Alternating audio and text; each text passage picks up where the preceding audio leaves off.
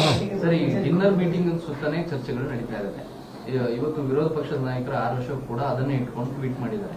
ಅಂದ್ರೆ ಮುಖ್ಯಮಂತ್ರಿಗಳು ಇಂಟೆಲಿಜೆನ್ಸ್ ಅನ್ನ ಬಳಸಿ ಡಿಕೆ ಕಡೆ ಎಷ್ಟಿದ್ದಾರೆ, ಮೊನ್ನೆ ಸೇರಿದವರು ಎಷ್ಟು ಅನ್ನುವಂತ ಮಾಹಿತಿಯನ್ನ ತಗೊಳ್ತಿದ್ದಾರೆ ಅನ್ನುವಂಥದ್ದು. ಅವೆಲ್ಲ ಸುಳ್ಳು ರೀ. ನಾವು ನನ್ನ ಬರ್ತಡೇಗೋಸ್ಕರ ಊಟಕ್ಕೆ ಕರೆದಿದ್ದು, ಎಲ್ಲ ಊಟ ಮಾಡಿದೆ. ಅಲ್ಲಿ ಲೋಕಾಭಿರಾಮನ ಹೋಗಿ ಚರ್ಚೆ ಆಯ್ತು, ಅಷ್ಟು ಬಿಟ್ರೆ ಇನ್ನೇನು.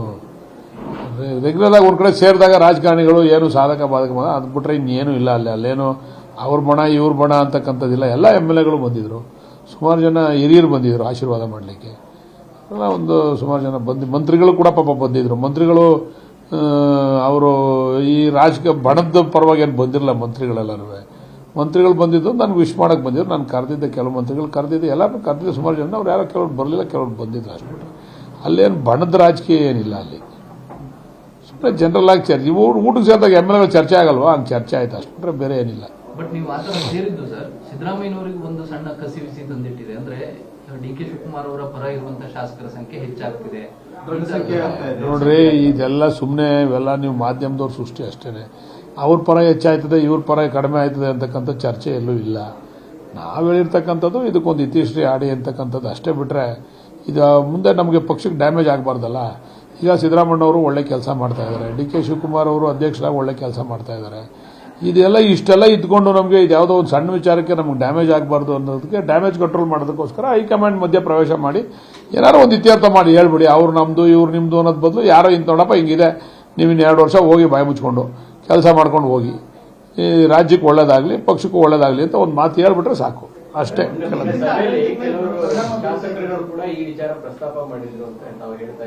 ಅಲ್ಲಲ್ಲ, ಪ್ರಸ್ತಾಪ ಯಾರು ಮಾಡಿಲ್ಲ ರೀ, ಲೋಕಾಭಿರಾಮವಾಗಿ ಚರ್ಚೆ ಅಷ್ಟೇ. ಇಲ್ಲ, ಶಾಸಕರ ಅಭಿಪ್ರಾಯ ಏನು ಅಂದ್ರೆ ಇದಕ್ಕೊಂದು ಅಂತಿಮ ರೂಪ ಎಳಿಬೇಕು ಹೈಕಮಾಂಡ್ ಅಂತಕ್ಕಂಥದ್ದು ಅಷ್ಟೇ. ನೀವು ಯಾರನ್ನ ಇಟ್ಕೋತೀರಾ, ಯಾರನ್ನ ಮುಂದುವರಿಸ್ತೀರಾ ಅದು ಪ್ರಶ್ನೆ ಅಲ್ಲ. ಈ ಚರ್ಚೆಗೆ ಒಂದು ಅಂತಿಮ ರೂಪ ಕೊಡಿ ಅಂತ ಅಷ್ಟೇ. ನೀವು ಹೈಕಮಾಂಡ್ ಯಾರನ್ನಾರ ಇಟ್ಕೊಳ್ಳಿ, ಯಾರನ್ನಾರ ಮಾಡಿ, ಏನ್ ನೀವು ಮಾತಾಡಿದಿರಾ ಅದ್ ನಡ್ಸ್ಕೋತೀರಾ ಅಥವಾ ನೀವು ಮಾತಾಡಿದಿರೋ ಇಲ್ವೋ, ಇದು ಚರ್ಚೆಗೆ ಒಂದು ಫೈನಲ್ ಅಂತ ಬಂದ್ಬಿಡ್ಲಿ. ಸುಮ್ಮನೆ ಇದರಿಂದ ಮುಜುಗರ. ಈಗ ಮುಂದೆ ZP ಬರ್ತಾ ಇದೆ, TP ಬರ್ತಾ ಇದೆ, ಸುಮಾರು ಚುನಾವಣೆಗಳು ಬರ್ತಾ ಇದಾವೆ. ಇವೆಲ್ಲಕ್ಕೂ ಕೂಡ ಒಂದು ಅಂತಿಮ ರೂಪ ಬೇಕಲ್ಲ ನಮಗೆ. ನಾವು ಜನಗಳ ಬಳಿ ಹೋದಾಗ ನಾವು ಎಲ್ಲಿ ಹೋದ್ರೂ ಇದೇ ಚರ್ಚೆ. ನೀವು ಮಾಧ್ಯಮದವರು ಇದನ್ನೇ ಕೇಳ್ತೀರಾ, ನಾವು ಯಾವ ಊರಿಗೆ ಹೋದ್ರೂ ನೀವು ಇದನ್ನೇ ಕೇಳ್ತೀರಾ, ಯಾವ ಹಳ್ಳಿಗೆ ಹೋದ್ರೂ ಇದನ್ನೇ ಕೇಳ್ತಾರೆ, ಏನಾಯ್ತು ಅಂತ. ಅದಕ್ಕೆ ಒಂದು ಅಂತಿಮ ರೂಪ ಕೊಡಿ ಹೈಕಮಾಂಡ್, ನೀವೇನಾದ್ರೂ ಕೊಡಿ. ಇಷ್ಟೊಂದು ದೊಡ್ಡ ಮಟ್ಟದ ಶಾಸಕರು ಕೇಳ್ತಾ ಇದ್ರು ಕೂಡ ಹೈಕಮಾಂಡ್ ಯಾರು ಏನು ಕೇಳ್ತಾ ಇಲ್ಲ ರೀ.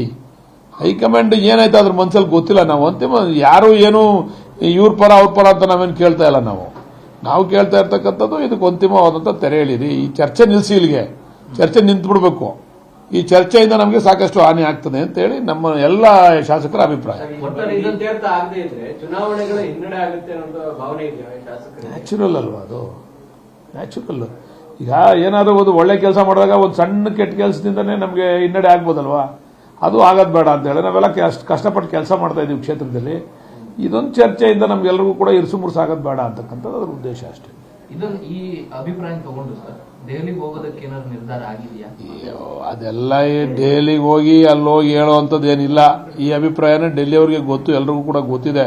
ಅವರೇ ಒಂದು ತೀರ್ಮಾನಕ್ಕೆ ಬರಬೇಕು ಅಂತ ಮನವಿ ಮಾಡ್ತಾ ಇದ್ದಾರೆ.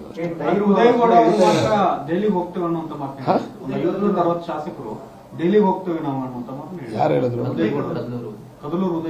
ಗೊತ್ತಿಲ್ಲ, ಅದ್ರ ಬಗ್ಗೆ ನನಗೆ ಐಡಿಯಾ ಇಲ್ಲ. ನಾನು ಬರ್ತಡೇಗೆ ಲೀಡ್ ಮಾಡಿದ್ದೆ ಅಷ್ಟೇ, ಎಲ್ಲದಕ್ಕೂ ನಾನು ಲೀಡ್ ಮಾಡಲ್ಲ. ಆಡಳಿತದ ಮೇಲೆ ಪರಿಣಾಮ ಬೀರ್ತಾ ಇಲ್ಲ. ಆಡಳಿತದ ಮೇಲೆ ಪರಿಣಾಮ ಬೀರಲ್ಲ, ಸಾರ್ವಜನಿಕರ ಮೇಲೆ ಪರಿಣಾಮ ಬೀರ್ತದೆ. ಆಡಳಿತ ನಡೀತಾ ಇದೆ, ಆಡಳಿತದಲ್ಲಿ ಏನು ಸಮಸ್ಯೆ ಇಲ್ಲ. ಆದರೆ ಸಾರ್ವಜನಿಕರ ಮೇಲೆ ಪರಿಣಾಮ ಬೀರ್ತದೆ. ಸಾರ್ವಜನಿಕರು ಕೂಡ ಚರ್ಚೆಗೆ ಇಳಿದ್ಬಿಟ್ಟವ್ರೆ ಇದೇ ವಿಚಾರವಾಗಿ. ನೀವು ಮಾಧ್ಯಮದವರೇ ಮಾಡಿದ್ದು ಇದನ್ನ, ಸುಮ್ಮನೆ ಇದ್ದಿದ್ದ ಮಾಧ್ಯಮದವ್ರು ಹೇಳಿ ನಿಮ್ಮ ಮಾಧ್ಯಮದಲ್ಲಿ ಸಾರ್ವಜನಿಕರು ಚರ್ಚೆ ಮಾಡಕ್ ಮಾಡ್ಬಿಟ್ಟಿದೆ. ನಾವೆಲ್ಲಿ ಡೈಲಿಗೆ ಹೋಗಿದ್ದೆ? ನಾವೇದ್ಕೋ ಡೈಲಿಗೆ ಹೋದ್ರೆ ಅದಕ್ಕೂ ಹೊಡಿತೀರ, ನಾನೆಲ್ಲೋ ಹೋದ್ರೆ ದೇವಸ್ಥಾನಕ್ಕೆ ಹೋದ್ರೆ ಅದಕ್ಕೂ ಹೊಡಿತೀರ, ನಾನೆಲ್ಲೋ ಒಂದು ಬರ್ತಡೇ ಮಾಡ್ಕೊಂಡ್ರೆ ಅದಕ್ಕೂ ಬಣ ರಾಜಕೀಯ ಅಂತೀರಾ. ನಾವ್ ಏನ್ ಮಾಡುವ ಹೇಳಿ? 2028ಕ್ಕೆ ಚುನಾವಣೆ ಅಂದ್ರೆ ಸರ್ಕಾರ ಬರೋದು ಕಷ್ಟ ಆಗುತ್ತೆ, ಇತ್ಯರ್ಥ ಆಗದೆ ಅಂತ ತಾವು ಹೇಳಿದ್ರಿ. ಈ ತರದ ಅಭಿಪ್ರಾಯ ಎಲ್ಲ MLAಗಳಲ್ಲೂ ಇದೆಯಾ? ಎಲ್ಲ MLAಗಳು, ಸಾಕಷ್ಟು ಜನ MLAಗಳಲ್ಲೂ ಕೂಡ ಅಭಿಪ್ರಾಯ ಇದೆ. ಇದು ಏನಾರ ಒಂದು ಅಂತಿಮವಾದಂತಹ ರೂಪ ಕೊಡಬೇಕು ಹೈಕಮಾಂಡ್ ಅಂತಕ್ಕಂಥದ್ದು ಉದ್ದೇಶ, ಇದ್ರ ಉದ್ದೇಶ ಅಷ್ಟೇ. ಸರ್, ವಿರೋಧ ಪಕ್ಷದ ನಾಯಕರ ಆರೋಪ ಸಿದ್ದರಾಮಯ್ಯನವರ ಗಮನ ಆಡಳಿತದ ಮೇಲಿಲ್ಲ, ನಿಮ್ಗಳ ಮೇಲಿದೆ. ಡಿ.ಕೆ ಅವ್ರ ಕಡೆ ಎಷ್ಟು ಜನ ಇದ್ದಾರೆ, ಅವ್ರು ಎಲ್ಲಿ ಸೇರ್ತಾರೆ? ಈಗ ವಿರೋಧ ಪಕ್ಷದವ್ರು ಇನ್ನೇನು ಆರೋಪ ಮಾಡ್ಬೇಕು? ಅವರು ಅಶೋಕಣ್ಣ ಅವ್ರ ಆರೋಪನೇ ಆಯ್ತು, ನಮ್ದೇನೋ ಹಿಂಗೈತೆ, ನಿಮ್ದೇನದೆ ಬಿಜೆಪಿಲಿ? ನಿಮ್ಮ ಅಧ್ಯಕ್ಷರು ಮಾಡ್ಕೊಳಕ್ಕೆ ಆಗ್ಲಿಲ್ಲ. ಯಡಿಯೂರಪ್ಪನವ್ರದ್ದು ಒಂದು ಬಣ, ಯತ್ನಾಳ್ ಅವ್ರದ್ದು ಒಂದು ಬಣ, ಒಬ್ಬೊಬ್ರದ್ದು ಒಂದು ಬಣ. ನಿಮ್ಮ ತಟ್ಟೆಲ್ಲೇ ಹೆಗಣ ಬಿದ್ದದೆ.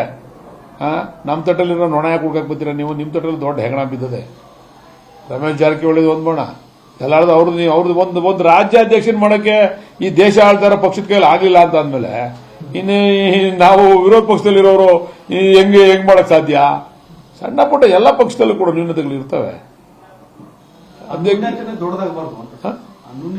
ಅದನ್ನೇ ದೊಡ್ಡದಾಗಬಾರ್ದು ಅಂತ ಮನವಿ ಮಾಡ್ತಾ ಇದೀವಿ ಹೈಕಮಾಂಡ್ಗೆ. ಒಂದು ಮಧ್ಯ ಪ್ರವೇಶ ಮಾಡಿ ಕರೆದು ಎಲ್ಲಾರನ್ನು ಕೂತ್ಕೊಂಡು ಮಾತಾಡಿ ಏನೋ ಒಂದು ತೀರ್ಮಾನ, ನೀವು ಏನಾರ ಮಾಡಿ ತೀರ್ಮಾನ, ನಾವೆಲ್ಲ ಒಪ್ಕೋತೀವಿ ಶಾಸಕರು, ಬಟ್ ಏನೋ ಒಂದು ತೀರ್ಮಾನ ಮಾಡಿ ಇದು ಚರ್ಚೆ ಆಗದಂಗೆ ನಿಲ್ಲಿಸ್ಬಿಡಿ ಅಂತ ಹೇಳ್ತಾ ಇದೀವಿ.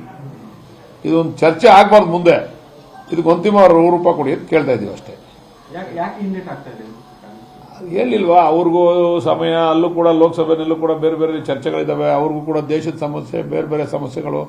ಅದ್ರ ಮಧ್ಯೆ ಇದನ್ನ ಗಮನ ಕೊಡೋಕೆ ಆಯ್ತಾ ಇಲ್ಲ. ಈ ಚುನಾವಣೆಗಳು ಬೇರೆ ಬಂದು, ತಮಿಳುನಾಡು ಚುನಾವಣೆ ಇರ್ಬೋದು, ಅಸ್ಸಾಂ ಚುನಾವಣೆ ಇರ್ಬೋದು, ಇವೆಲ್ಲ ಚುನಾವಣೆಗಳಿರೋದ್ರಿಂದ ಅವರು ಚುನಾವಣೆ ಕಡೆನೂ ಗಮನ ಹರಿಸ್ತಾವ್ರೆ. ಬಹುಶಃ ಚುನಾವಣೆ ಆದ್ಮೇಲೆ ಇದಕ್ಕೊಂದು ಅಂತಿಮವಾದಂಥ ರೂಪ ಬರ್ತದೆ ಅಂತ ನಾವು ಅನ್ಕೊಂಡಿದೀವಿ. 1 ವರ್ಷ ಆಗಿಲ್ಲ, 3 ತಿಂಗಳು 4 ತಿಂಗಳು ಆಯ್ತಿದು ಶುರುವಾಗಿ. ಬಟ್ ಈಗ ಚುನಾವಣೆ ಇರೋದ್ರಿಂದ ಅಸ್ಸಾಮು, ತಮಿಳುನಾಡು, ಸುಮಾರು ಕಡೆ ಕೇರಳ ಎಲ್ಲ ಚುನಾವಣೆ ಇರೋದ್ರಿಂದ ಚುನಾವಣೆ ಆದ್ಮೇಲೆ ಬಹುಶಃ ಹೈಕಮಾಂಡ್ ಮಧ್ಯ ಪ್ರವೇಶ ಮಾಡಿ ಇದಕ್ಕೊಂದು ಇತಿಶ್ರೀ ಆಡ್ತಾರೆ ಅಂತಕ್ಕಂಥ ಆಶಾಭಾವನೆ ಇಟ್ಕೊಂಡಿದ್ದೀವಿ. ಅಲ್ಲ, ಚುನಾವಣೆ ಏಪ್ರಿಲ್ ಮೇ ಚುನಾವಣೆ, ಅಲ್ಲಿವರೆಗೂ ಕೂಡ ಬಹುಶಃ ಇದಕ್ಕೇನೋ ಒಂದು ಅಂತಿಮ ರೂಪ ಕಾಣಲ್ಲ ಅಂತ ಅನ್ಕೊಂಡಿದ್ದೀವಿ ನಾವು. ಅದಾದ್ಮೇಲೆ ಬಂದು ಹೈಕಮಾಂಡು ಅವರು ಎಲ್ಲ ಕೆಲವರೆಲ್ಲ ಚುನಾವಣೆಯಲ್ಲಿ ಅವರಲ್ಲ, ವೇಣುಗೋಪಾಲ್ ಅವರು ಕೂಡ ಕೇರಳ ಚುನಾವಣೆ ಬಿಸಿಲವ್ರೆ, ಎಲ್ಲ ಚುನಾವಣೆ ಬಿಸಿಲಿರೋದ್ರಿಂದ ಆಮೇಲೆ ಚುನಾವಣೆಗಳು ಮುಗಿದ್ಮೇಲೆ ಆಮೇಲೆ ಒಂದು ತೀರ್ಮಾನ ಮಾಡ್ತಾರೆ ಅಂತ ಅನ್ಕೊಂಡಿದ್ದೀವಿ. ನಿರ್ಭೀತ, ನಿಷ್ಪಕ್ಷಪಾತ, ವಿಶ್ವಾಸಾರ್ಹ ಸುದ್ದಿಗಳಿಗೆ ಮತ್ತೊಂದು ಹೆಸರಾಗಿರುವಂತ ನ್ಯೂಸ್ 18 ಕನ್ನಡ ಈಗ ಆಪ್ನಲ್ಲೂ ಲಭ್ಯವಿದೆ. ದಯವಿಟ್ಟು ಇಲ್ಲಿರುವಂತ QR ಕೋಡ್ ಸ್ಕ್ಯಾನ್ ಮಾಡಿಕೊಂಡು ಆಪ್ ಡೌನ್ಲೋಡ್ ಮಾಡೋದಕ್ಕೆ ಮರಿಬೇಡಿ. ನಿಮ್ಮ ಬೆಂಬಲ ಹೀಗೆ ಸದಾ ನಮ್ಮೊಂದಿಗಿರಲಿ. ಧನ್ಯವಾದ.